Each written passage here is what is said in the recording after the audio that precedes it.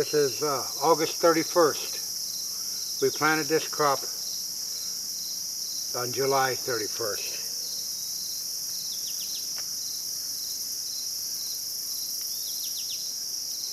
Proof in the pudding. That foliage right now is 12 inches tall in 30 days. Well, 31. You've seen us fertilize it a week ago today with the 4600. We were fortunate enough to have several half-inch rains since last Tuesday after we put the nitrogen on. You were with us on April 17th when we broke the ground on this food plot, and this is what we were striving for. This is winter greens, a lettuce type crop. Has a few tall tine tubers in it. It will not get browsed on heavily until it gets mature and the first frost, which will make the sugars just all that much more enhanced in the foliage. It should last all winter. I don't intend on hunting this crop. I didn't plant food plots solely to kill something off of. That may sound weird as a hunter, but I am a hunter and I enjoy the hunt, reading sign and whatever. These plots are put here for the benefit of all wildlife. Not just one specific breed as a white-tailed deer. But I want to be, my reward in doing this is to encourage you, the viewer, on my channel, to take the initiative and see that you have the same energies, the same resources that I have, that if you go forward with your dream, you can create a field like this.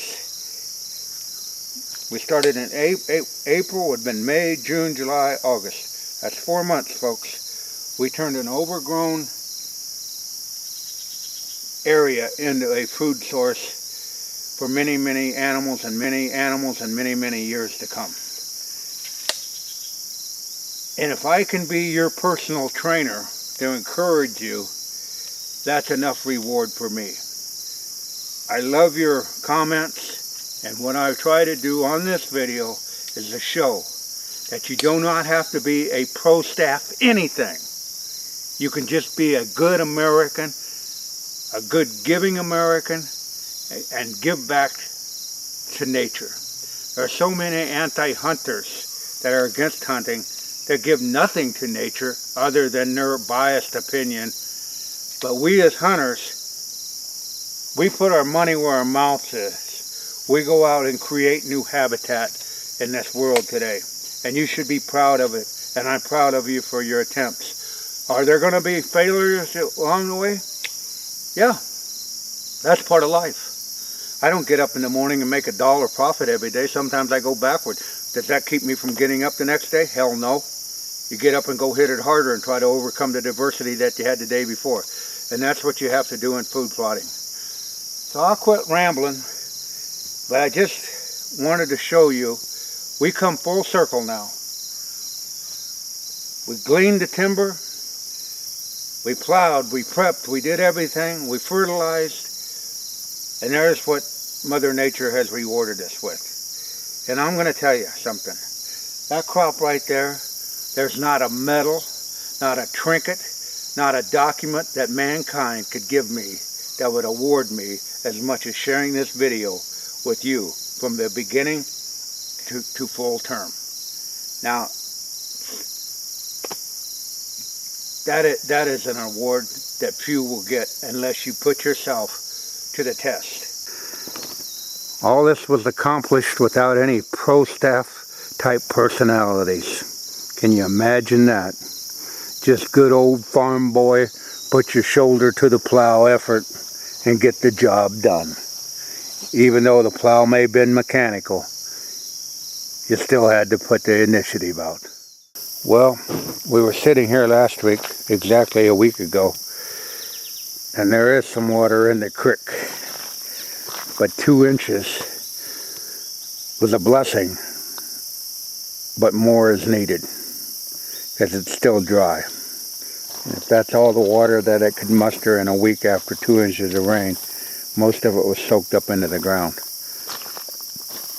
Just to show you how dry it was down there in southern Iowa.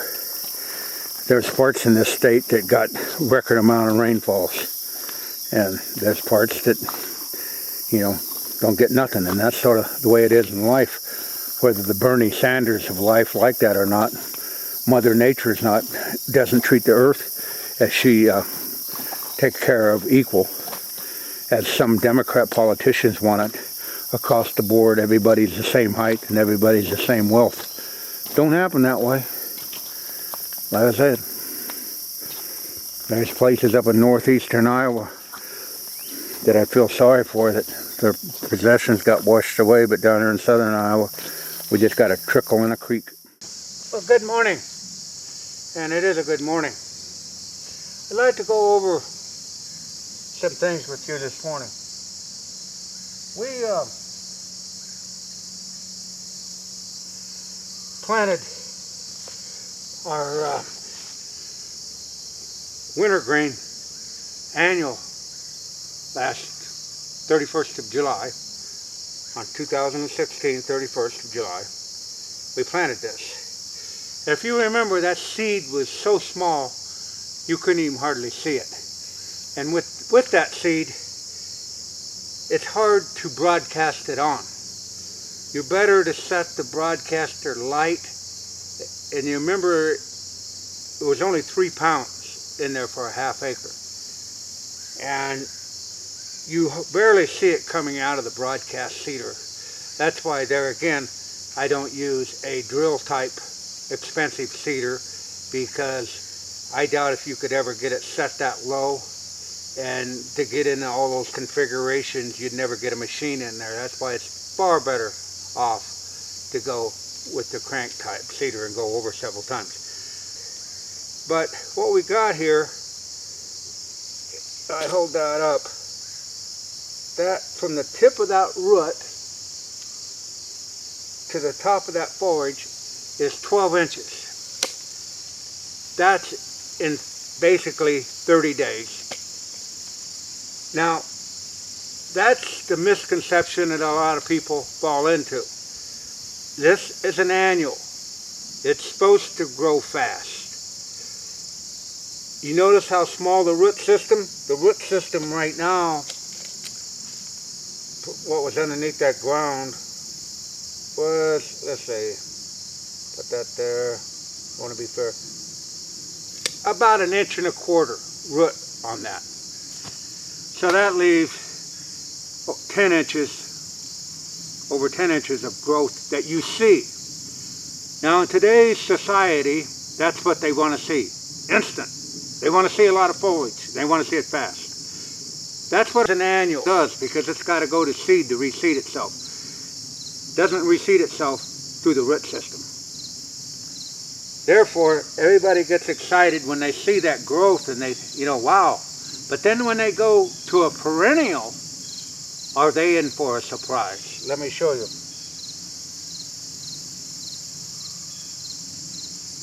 This is your clover. And it takes a long, long time. And I discussed that in an earlier video, but this is a little update. That root system on that is, if I sting that one root out, clear out, that would be a runner. You have that total root system right there is 7 inches long. 7 inches long. What you see above the ground is 9 inches. Comparing these two, you see a whole lot of this above ground, what gives a guy or a gal a warm and fuzzy feeling. They get distraught when they don't see this 7 inches of growth underground, and they just see a very shallow green up. That's the difference between a perennial and an annual, especially in the alfalfa group, because they want to see all this above ground growth as an annual does. Now, talking about that,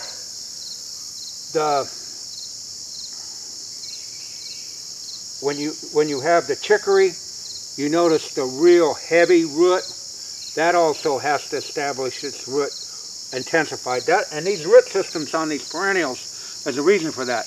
That lets them to go down deeper. So when they're highly drought resistant, because they can go down where the water is, where it's really critical when you have that shallow of a root system on an annual. If you plant too early and get germination and the rain shuts off, kills that root therefore kills the forage. You plant these, they got that deep tap root. Even though they may slow down, they're still alive. They'll come back and grow as soon as the rain. If this root dries off, it's dead. That's one reason I don't advocate about planting too early in July, especially in Iowa, because you can get that germination and then you can go into a prolonged dry spell, and with no more root system than that establishes, this forage requires more moisture. This root can't give it, plant dies. Okay, another one we had up there is the tall tine tuber. And as you can notice, it has an extensive root system on it, and it's going down there quite a ways. If I measure that, I can measure a root on that tuber, 30 days of growth. We got about a 5 1/4 inch root on that. Plus, it's already forming the tuber. Lots of forage, or foliage up top. If you go up there, that foliage right now, it's at a 12-inch height also. Same height as what the wintergreens was.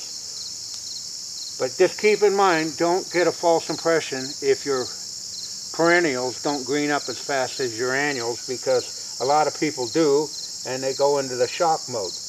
Now let's go into the egg type annuals. These are our soybeans, and we have quite an extensive growth. We'll measure that. That's 40 inches tall, a little over 4 inches taller than 3 foot. Has an extensive amount of pods on it. I mean, it's too many to count on camera. But you also notice how long the root is on this soybean. That's why soybeans can endure droughts a lot better than a lot of other annuals, simply because they will stop, hold their own, wait for the moisture, and because of the root system, the plant doesn't die. And then once they do get the moisture, it takes off. Now on this root system here, that root system where I cut it off was 7 inches. And if I do a real fast count, I want to see how many pods are on here. 1, 2, 3, 4, 5, 56, 57, 58, 59, 60, 61, 62, 63. There's 63 bean pods on there. And most of them, as I split this open, have a bean in the making. Most of them have 3 beans per pod. I don't know if you can see that, but there's 3. That one bean's pretty small. He's just coming along, but he'd probably make a bean. But you'd have 3 beans per pod, and that's pretty good, substantial soybean plant. A lot of food in there, considering that one seed made that many new seeds. That's awesome. Now let's get into the annual that most people are somewhat familiar with, but I found a lot of people are unfamiliar with, and that is the field corn. Here in Iowa, we grow some of the best field corn. We were blessed with some of the best soils, so we grow some of the best field corn in the world. Let's take a tape measure reading of this from the root above the ground.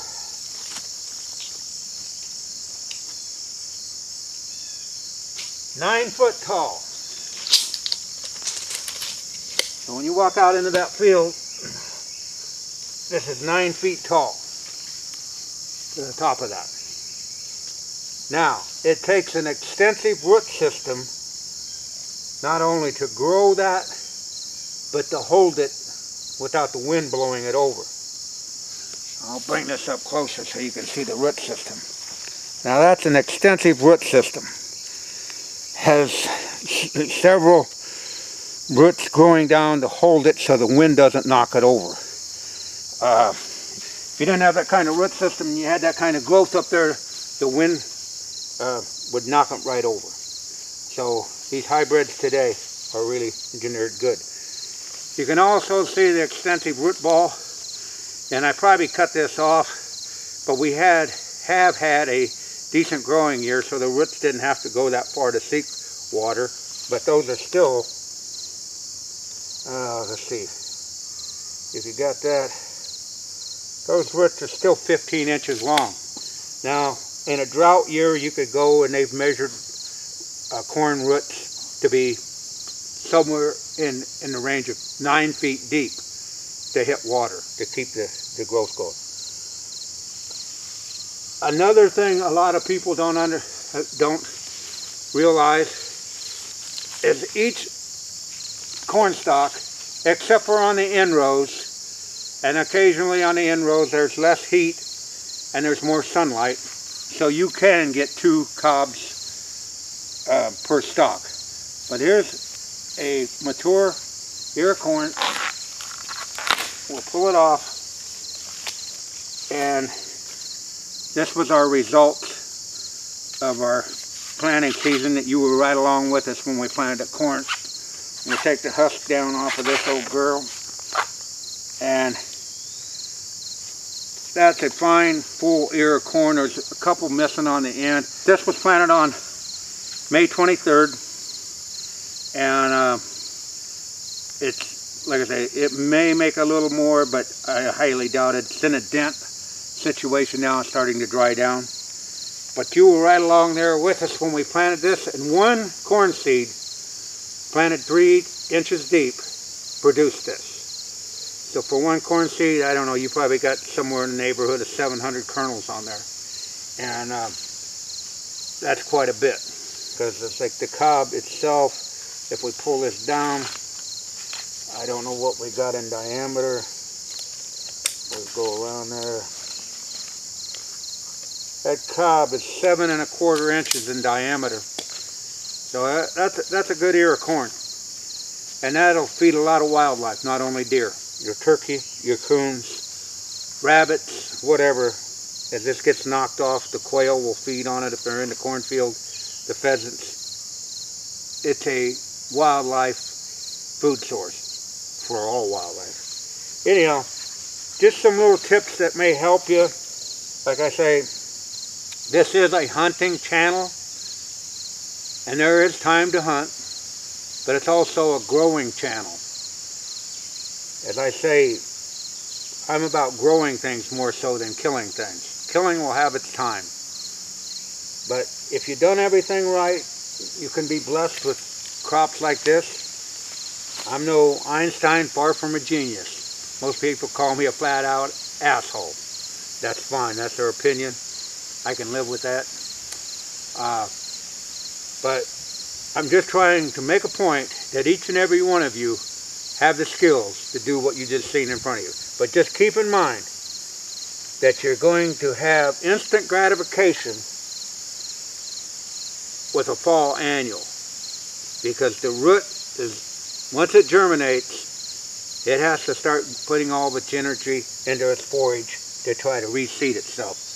Whereas with your clovers, the root system has to grow first, and you may be disillusioned with the results because you're not seeing this green up that fast. And in today's Instagrams, instant this, instant everything, you can get a little down on yourself unneededly and unknowingly why. So annuals will always green up faster than perennials. Well, that's enough for the classroom session. I hope you all had good results on your food plots, annuals, perennials, or whatever.